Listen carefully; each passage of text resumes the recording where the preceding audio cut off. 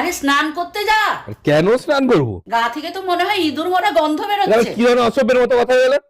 ইঁদুর মরার গন্ধের সঙ্গে আবার গায়ের গন্ধের তুলনা করছো? ইঁদুর মরার গন্ধ কি এত খারাপ? আরে স্নানটা করে নে। আরে যাচ্ছি তো, আমি তো বললাম তো, লাস্ট 1.5 ঘন্টা ধরে বলছি আমি যাচ্ছি। 1.5 ঘন্টা লাগে স্নান করতে যেতে? তো মানসিক প্রস্তুতি নিতে হবে না? এটা স্নান করতে যাবো, একটু মানসিক প্রস্তুতি তো দরকার। মেন্টালি আমাকে প্রিপেয়ার্ড হতে হবে না? স্নান করা কি অত সহজ? স্নান করতে গিয়ে মারা গেলে তার দায়িত্ব কে নেবে? স্নান করতে গিয়ে মারা গেলে কেমন নিউজ পেপারে হেডলাইন্স আসবে জানো? হেডলাইন্স হবে যে বাবা মার চাপে স্নান করতে গিয়ে প্রাণ হারালেন শীত কাতুরে নোংরা যুবক। সারা জীবন আফসোস রয়ে যাবে তোমাদের যে একটা স্নান করা ছেলের থেকে নোংরা ছেলে অনেক ভালো। আরে এটা কি হচ্ছে? মেডিটেশন করছি, স্নান করতে যাবো, তার আগে মেডিটেশন করতে হবে না? আগে মেডিটেশন করব, তারপরে দেখবো যে শক্তিটা আসছে কিনা, তারপরে যাব। মানে স্নান করার সঙ্গে আমি একটা আধ্যাত্মিক ব্যাপার খুঁজে পেয়েছি। এসছে এসছে এসছে, মানসিক শক্তি এসছে।